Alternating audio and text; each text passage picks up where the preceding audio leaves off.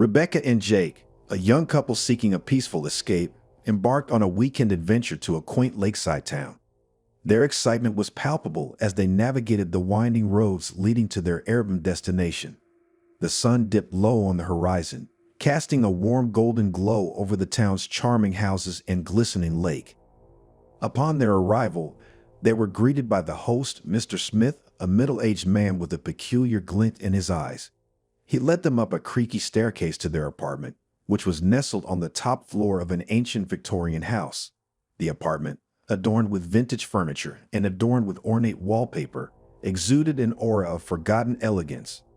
"Welcome to your home away from home," Mr. Smith said with a smile that didn't quite reach his eyes. "I hope you enjoy your stay. If you need anything, don't hesitate to ask."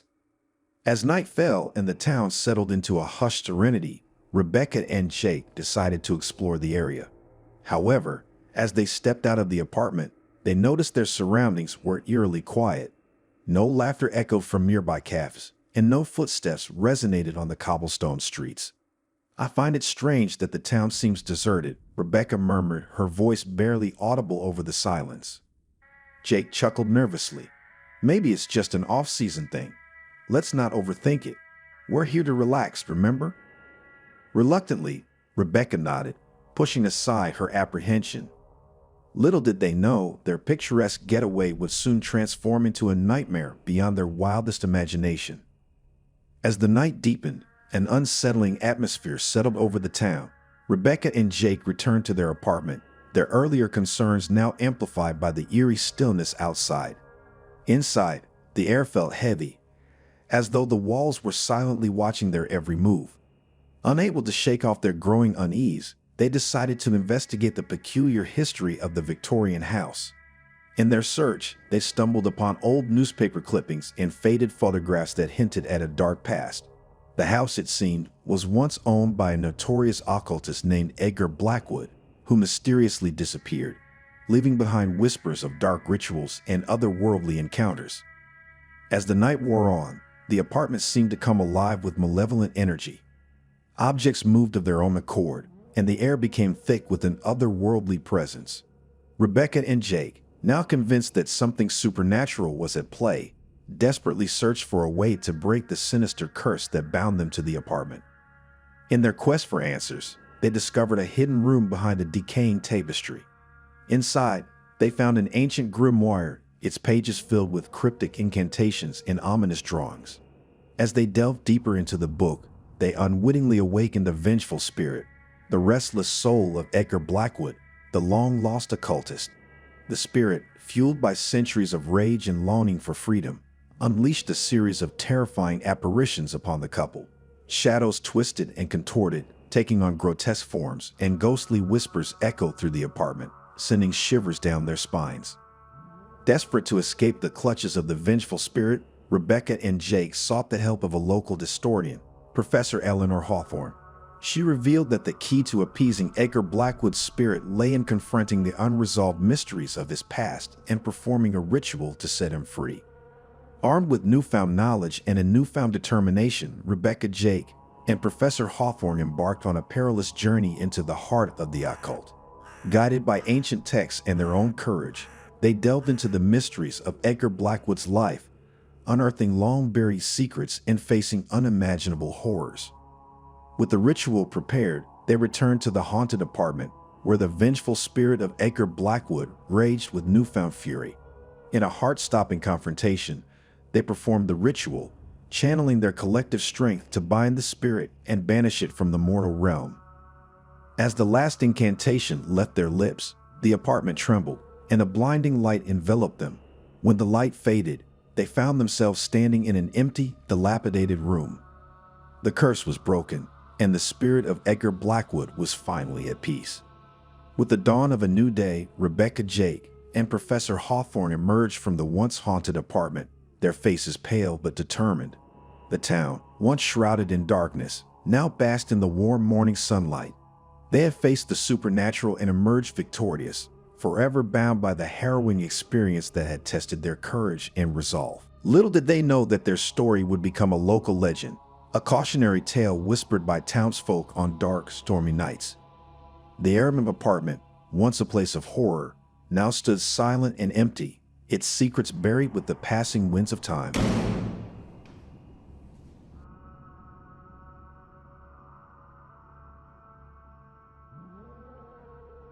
Kevin was in desperate need of a break. The hustle and bustle of the city had worn him down, leaving him drained and uninspired. He longed for solitude and a change of scenery. That's when he stumbled upon an intriguing listing on Airbnb, a secluded house nestled deep within the woods. The picture showcased a charming, albeit slightly eerie, old mansion, promising the perfect escape from his hectic life. Little did he know, this escape would lead him into a nightmare he could never have imagined. Upon arriving at the address, Kevin was greeted by an elderly man named Mr. Grayson.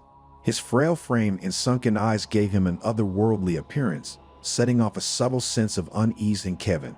Ignoring his instincts, Kevin followed Mr. Grayson inside. The interior of the house was as peculiar as its owner. Antique furniture adorned the rooms, covered in dust and cobwebs, as if frozen in time. Despite the eerie ambience, Kevin decided to make the best of his stay. He unpacked his bags and settled in, hoping the isolation would bring him the peace he so desperately sought. The first few days passed relatively uneventfully. Kevin spent his time exploring the overgrown garden and reading in the dim light of the mansion. As night fell, however, a sense of foreboding settled over him. Strange noises echoed through the halls, and shadows seemed to dance on the walls. Kevin dismissed these occurrences as figments of his imagination, blaming them on fatigue and the unfamiliar surroundings. As the nights wore on, the disturbances grew more intense. Whispers floated through the air, chilling him to the bone. Kevin's once restful sleep was replaced by terrifying nightmares, leaving him exhausted and on edge during the day. He questioned his sanity, wondering if the isolation had finally taken its toll. One night, unable to ignore the growing sense of dread, Kevin decided to confront Mr. Grayson. He found the old man in the library, poring over ancient texts in yellow parchment. When questioned about the strange occurrences, Mr. Grayson's eyes widened with fear. "You've awakened it," he whispered, his voice barely audible. "The curse that haunts this house." Intrigued and terrified in equal measure, Kevin pressed Mr. Grayson for answers. The old man revealed a chilling tale of a tragedy that had befallen the mansion centuries ago. A vengeful spirit, trapped between the realms of the living and the dead, cursed the house and all who dwelled within it.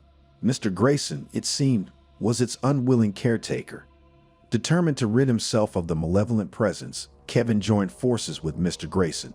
Together, they delved into the mansion's dark history, uncovering long-buried secrets and arcane rituals. They deciphered cryptic inscriptions and decoded the ancient language, all in a desperate attempt to break the curse that bound them. As they delved deeper into their research, the spirit grew restless, unleashing its wrath upon the house. Objects flew across the rooms and the temperature plummeted, filling the air with an icy chill. Yet Kevin and Mr. Grayson persevered, their determination unyielding in the face of supernatural terror. Late one night, after weeks of tireless research, they discovered a ritual that could potentially banish the vengeful spirit. Armed with newfound hope, they prepared for the dangerous undertaking. The ritual required a sacrifice, a willing soul to bear the burden of the curse and bind the spirit once and for all. Kevin, fueled by desperation and bravery, volunteered to be the sacrifice. He knew the risks but was willing to do whatever it took to free himself, Mr. Grayson, and the mansion from the clutches of the malevolent entity. The ritual commenced at midnight, the mansion enveloped in an eerie silence. Kevin stood in the center of a circle, surrounded by arcane symbols and flickering candles. Mr. Grayson, his hands trembling, chanted incantations from an ancient tome. The air grew thick with tension as the spirit's presence intensified, its anger palpable. As the ritual reached its climax, Kevin felt an overwhelming surge of energy. The room quaked, and the temperature dropped to an unbearable low. With every ounce of strength, he uttered the final words of the incantation. A blinding light engulfed him, and the spirit let out a deafening shriek before dissipating into the ether.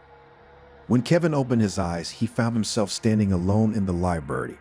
The mansion was silent, devoid of the supernatural turmoil that had plagued it for centuries.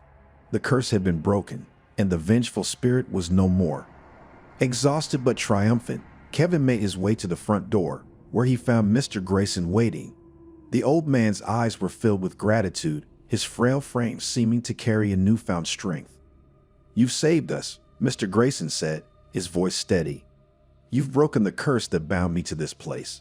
I can finally rest in peace." With those words, Mr. Grayson's form began to fade, his presence dissipating like mist in the morning sun.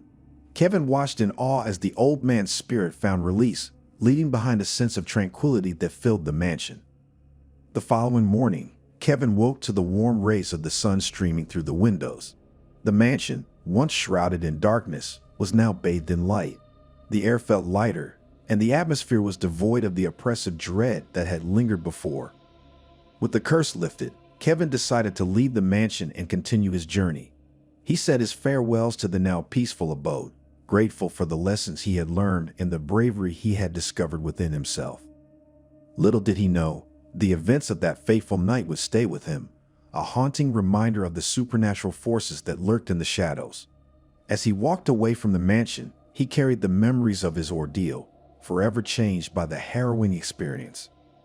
With the curse lifted, Kevin felt a profound sense of liberation. The ordeal he had faced in the haunted mansion had transformed him, instilling a newfound confidence and courage. Instead of succumbing to fear, he embraced the supernatural world with a deep understanding and respect. Kevin decided to channel his experiences into a purposeful pursuit. He dedicated himself to the study of the occult, delving into ancient texts and forgotten rituals. His knowledge grew, and he became a beacon of hope for those plagued by supernatural disturbances. Traveling far and wide, he aided others in banishing malevolent spirits and finding solace in the face of the unknown.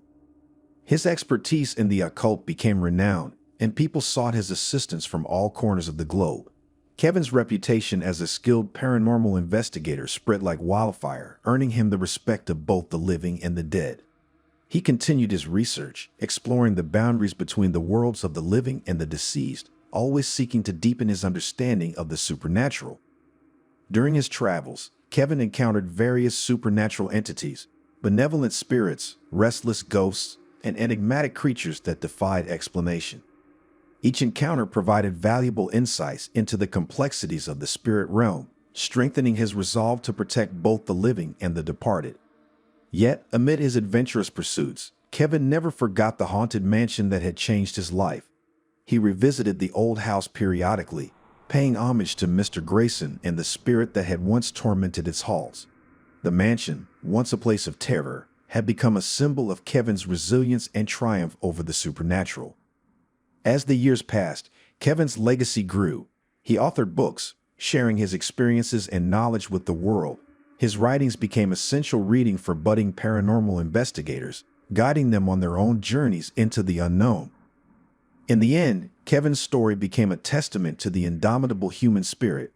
His transformation from a frightened tenant to a fearless protector of both realms inspired generations to come.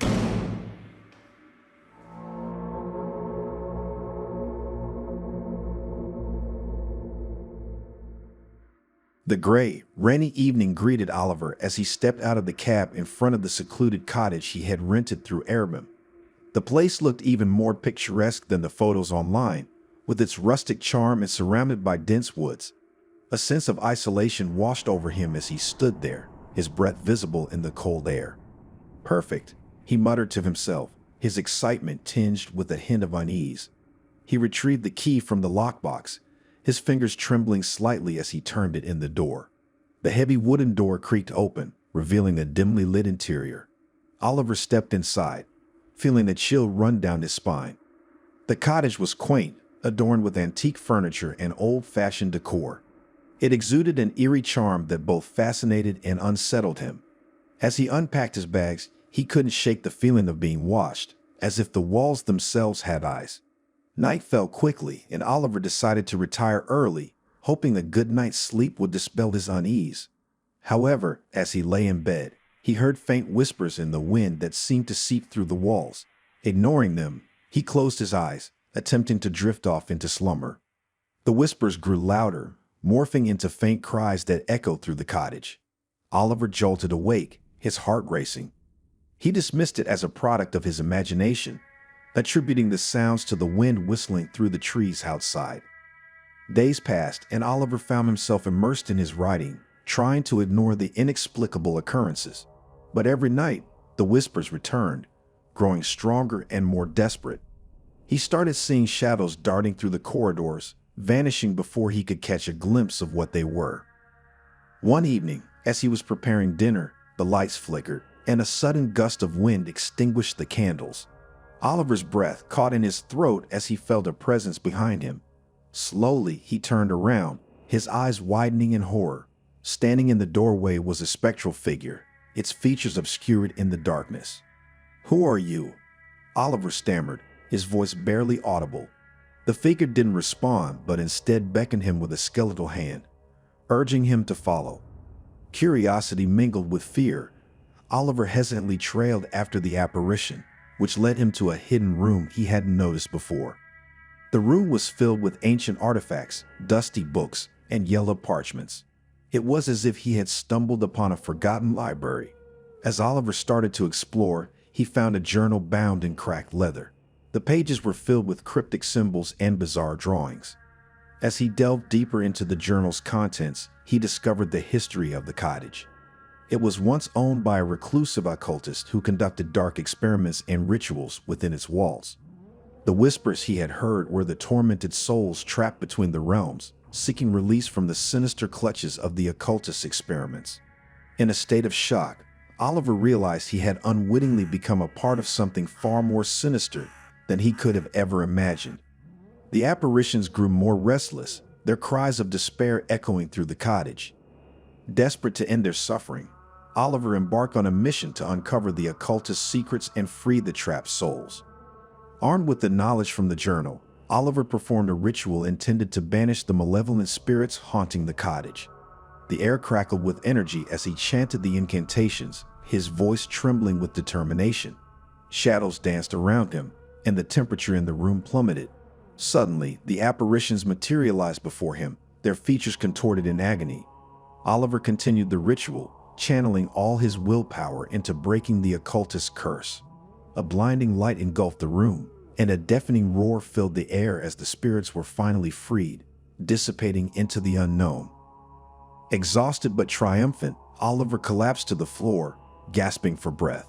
The cottage fell silent, the oppressive atmosphere lifting as if a weight had been lifted from its very foundation. With the curse broken, Oliver knew he had a choice: leave the cottage and never return, or stay and embrace the newfound peace.